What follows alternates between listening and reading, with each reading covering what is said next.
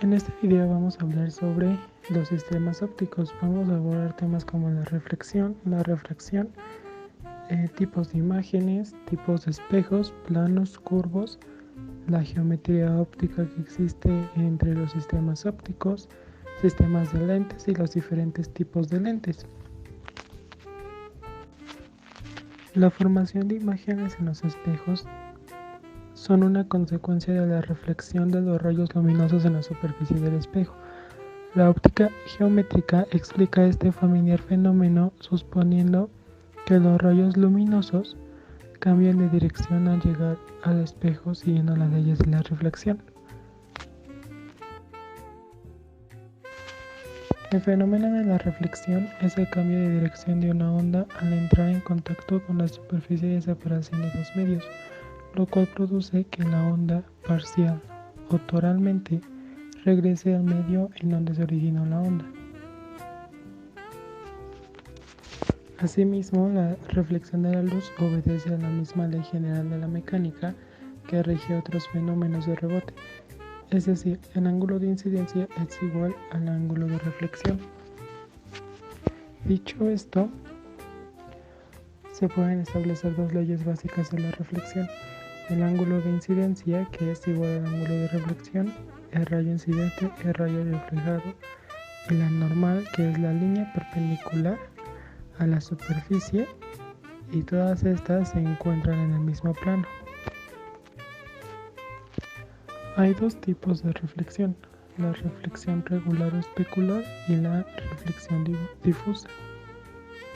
Y la reflexión difusa es la que nos permite ver una superficie regular o áspera, esparce y dispersa la luz incidente, lo que da por resultado que se ilumina la superficie. La luz reflejada por ladrillos, concretos o periódicos es ejemplo de una reflexión difusa. En medios translúcidos, en este fenómeno, una parte de la luz se refleja y otra pasa al siguiente medio. La parte o intensidad de la luz que se refleja cuando el rayo de la luz incide de manera normal, o sea perpendicular, sobre una superficie que separa ambos medios, se puede colocar con la ayuda de la siguiente expresión, la cual nos dice que el cociente de la intensidad reflejada entre la intensidad incidente es igual al cociente de las diferencias de los índices de refracción. El índice de refracción es una propiedad del medio, que dicha propiedad se va a explicar más adelante porque la refracción es otro sistema óptico.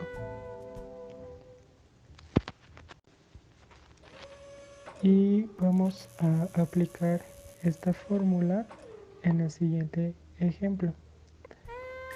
Calcular la fracción de la luz al incidir perpendicularmente, o sea, una normal, desde el aire hacia el agua. Toma en cuenta que el índice de refracción por el aire lo podemos aproximar a 1 y el índice de refracción por el agua es aproximadamente 1.33. Entonces, datos, tenemos que el índice de refracción 1, que es del aire, y el índice de refracción del agua, que es 1.33. Aplicando la fórmula y sustituyendo, nos queda 0.02. Ya que si queremos transformar a porcentaje, solamente lo multiplicamos por 100 y el resultado obtenido es solamente el 2% de la luz que incide perpendicularmente sobre el agua es reflejada. A esto, en la vida cotidiana lo podemos establecer en las imágenes reflejadas, por ejemplo, en un espejo o en el reflejo de un paisaje sobre la superficie del agua. Los espejos son una superficie muy pulida que forma imágenes a causa de la reflexión especular de la luz. Los espejos que cuelgan en las paredes de nuestras casas son espejos planos. En todos los casos, la imagen parece estar a la misma distancia detrás del espejo que la distancia a la cual se encuentra colocado el objeto real del espejo, como se muestra en la figura de la izquierda. Las imágenes también aparecen invertidas en el sentido derecha e izquierda. Cualquier persona que haya aprendido a enrollarse la corbata o aplicarse maquillaje mirándose en un espejo está muy consciente de estos efectos. Ahora vamos a representarlo con un ejemplo o diagrama. Supongamos que tenemos una figura que va a ser reflejada en un espejo. En esta figura de la derecha va a estar iluminada por una fuente de luz que no sabemos exactamente de dónde proviene.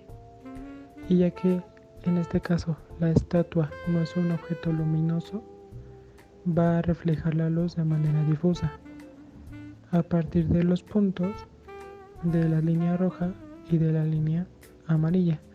Estos van a salir y van a conectar con el espejo y estos van a rebotar con el mismo ángulo de incidencia.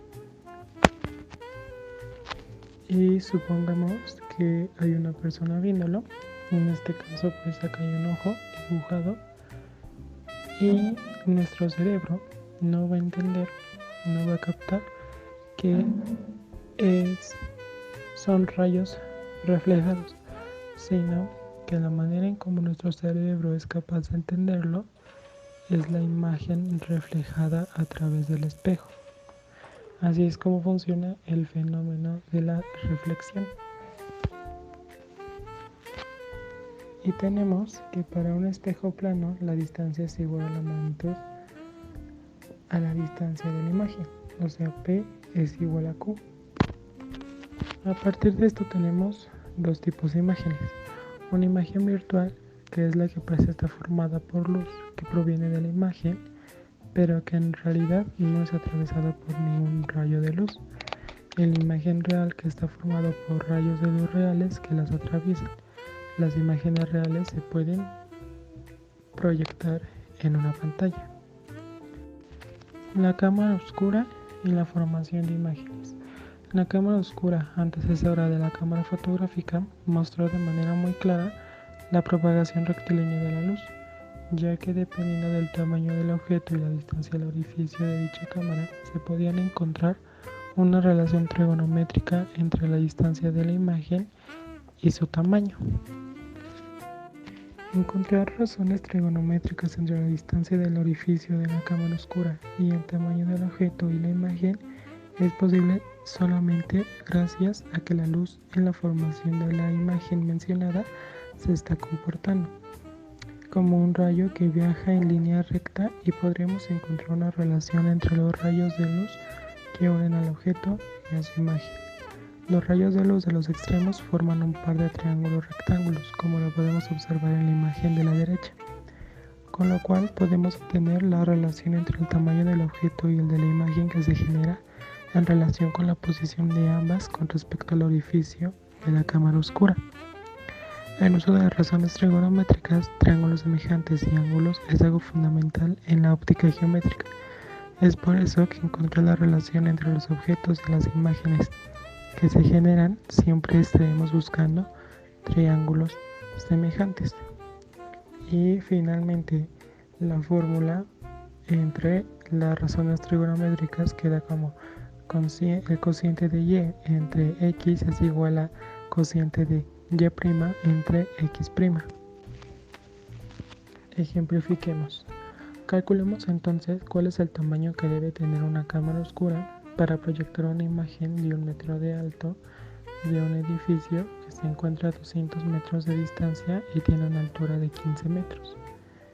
Utilizamos la fórmula el cociente de y sobre x es igual al cociente de y' sobre x'. Despejamos a x', que es el valor para la posición de la imagen, y sustituyendo tenemos un valor de 15 metros. Como podemos darnos cuenta, para obtener un tamaño considerable en las imágenes que se encuentran muy lejanas, también se requiere un espacio muy amplio. He ahí uno de los inconvenientes del daguerrotipo, antecesor a la cámara fotográfica. Es por ello que al emplear lentes pulidos ayudó a reducir de manera considerable el tamaño de los artefactos que capturaban imágenes por medio de la luz. Espejos esféricos. Los espejos esféricos o curvos tienden a desviar los rayos en distintas direcciones y podemos dividirlos en convergentes o cóncavos y en divergentes o convexos. Los espejos cóncavos desvían todos los rayos de luz que llegan perpendiculares al espejo hacia un mismo punto, el cual llamaremos mientras que los divergentes hacen que todos los rayos que llegan perpendiculares al espejo se separen, haciendo parecer que todos ellos vienen de un mismo punto, el cual también recibe el nombre de foco. Un espejo con una superficie parabólica concentra perfectamente los rayos perpendiculares al espejo en el punto focal, mientras que el espejo con superficie esférica solo concentra en el punto focal a los rayos al centro. Ahora veamos los elementos de un espejo esférico. En un espejo esférico, el punto donde estaría el centro de la esfera recibe el nombre de centro de curvatura, y la distancia del centro de curvatura a cualquier punto del espejo recibe el nombre de radio de curvatura. A la línea imaginaria que une el centro de curvatura y al centro del espejo se le denomina eje óptico.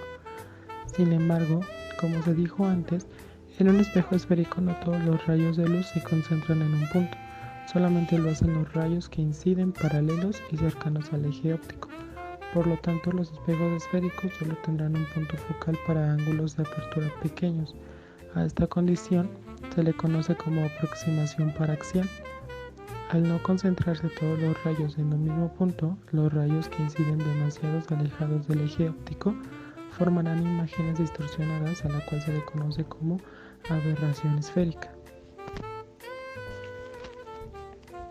La formación de imágenes es posible gracias a los diagramas de rayos, y hay dos tipos de diagramas de rayos. El primero es diagrama de rayos para lentes convexas. Para un objeto situado fuera del punto focal se formará una imagen real invertida. Para un objeto situado dentro del punto focal, entre el punto focal y la lente, se formará una imagen virtual derecha no invertida. El diagrama de rayos para lentes cóncavas dice que para objetos situados dentro y fuera del punto focal dará resultados similares, una imagen virtual derecha más pequeña que el objeto, y la imagen se forma siempre dentro de la longitud focal de la lente. A través de varios estudios se llegó a la siguiente fórmula: 1 sobre f, que es un punto focal, es igual a 1 sobre x más 1 sobre x'. Y esta fórmula relaciona la posición del objeto, la distancia focal y la posición de la imagen en algún lugar. Para esta fórmula se han dado valores negativos cuando la posición del objeto y de la imagen está a la izquierda de los vértices, valores positivos para la posición horizontal de la imagen, y querría decir que la misma se forma a la derecha del vértice, y se dará valor positivo a la posición de la imagen y objeto cuando se encuentran por arriba del eje óptico, y negativo cuando se encuentran por debajo del mismo. Ejemplo: tenemos un objeto de 4 centímetros colocados a 15 centímetros a la izquierda del vértice de un espejo cóncavo, cuya distancia focal es de 5 centímetros. Realizan las operaciones necesarias para saber la distancia a la que se formará la imagen y cuál será el tamaño de esta, y corrobora con un diagrama de rayos.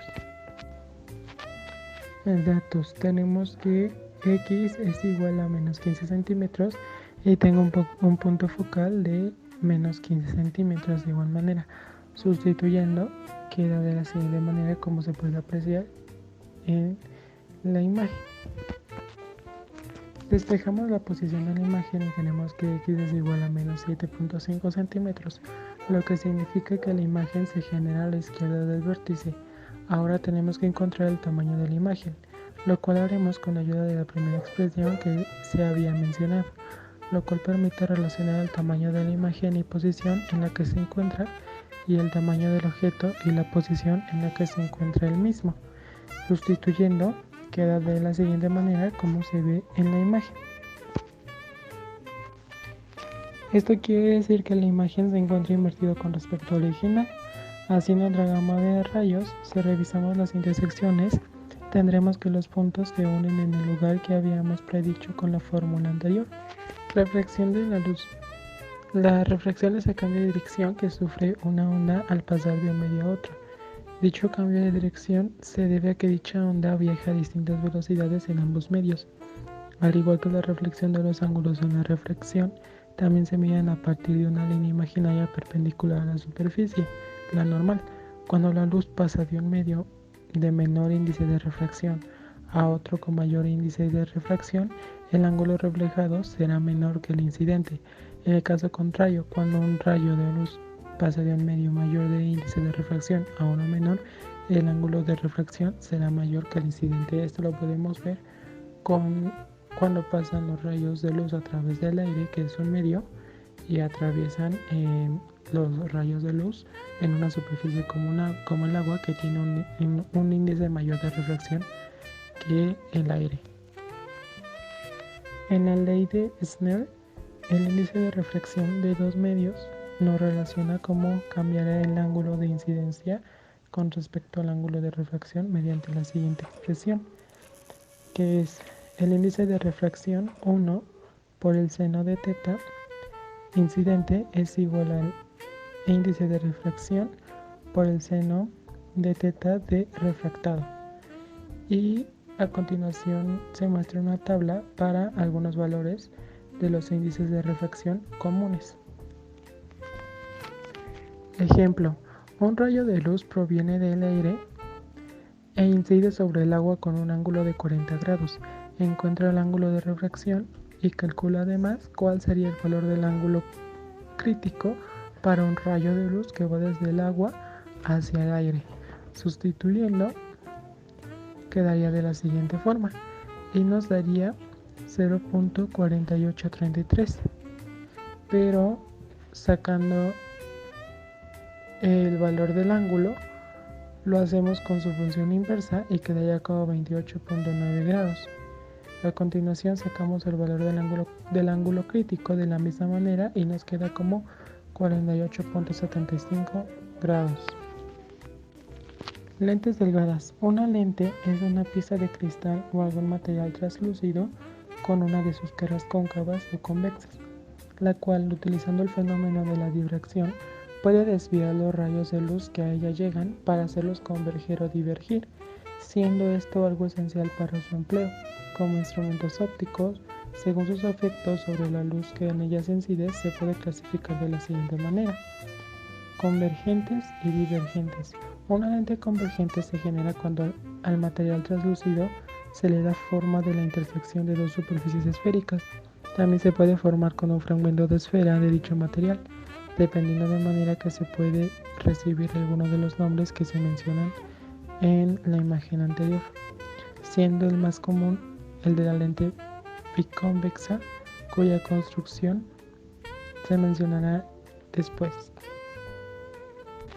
Sistemas de lentes. Un sistema de lentes está formado por dos o más lentes delgadas en las cuales nos podemos dar cuenta que una vez que la imagen se genera al pasar la luz por el primer lente, se transformará en el objeto para la segunda lente, por lo cual para encontrar la posición y tamaño de la imagen, primero tendremos que encontrar la posición para la primera imagen y después para la segunda. Ya sea que se trata de imágenes reales o virtuales, para la segunda lente tomarán el papel de objeto como ya lo hemos visto anteriormente. Por lo tanto, una forma bastante fácil de encontrar el tamaño de la imagen final se obtiene realizando los pasos anteriores y repitiendo el procedimiento tantas veces sea necesario, es decir, utilizando las razones trigonométricas que se vio en la cámara oscura. Una aplicación interesante de este sistema de lentes es corregir la dirección que llevan los rayos, ya que dependiendo del color de la luz pueden refractarse con un ángulo diferente. Incluir una segunda lente con un efecto inverso a la primera ayuda a disminuir este efecto que se denomina aberración cromática. Y tenemos dos sistemas de lentes. Las lentes unidas, que cuando las lentes están en contacto, el sistema se comporta como una única lente delgada, cuya distancia focal imagen f es igual a 1 sobre f, esto es igual a 1 sobre f más 1 sobre f más 1 sobre f n. La potencia óptica del sistema coincide por tanto con la suma con signo de las potencias individuales de cada lente. Y tenemos lentes separadas, donde la imagen formada por la primera lente es un sistema de lentes cuando los lentes no se encuentran en su contacto. Se comportan como si fuese el objeto de la segunda y a su vez la imagen de la segunda como el objeto de la tercera y así sucesivamente. En general, estos fenómenos están al día cuando nos miramos al espejo, cuando vamos por la calle y vemos un charco de agua o vemos cualquier superficie reflejante y vemos imágenes en la descomposición de la luz, en el arco iris, que el arco iris es un fenómeno de refracción. Por ejemplo, la refracción es un proceso indispensable ya que permite el aumento de los lentes para quienes no ven correctamente y necesitan usarlo, en las lentes de las cámaras, en las pantallas, en los proyectores. Prácticamente estos fenómenos están al día y como ya vimos se pueden representar por varios modelos matemáticos, por varios diagramas, por varias expresiones, pero queda mejor entendido cuando estos fenómenos se pueden admirar o puedes experimentar con ellos. Esto sería todo por el video de hoy. Suscríbete y hasta la próxima.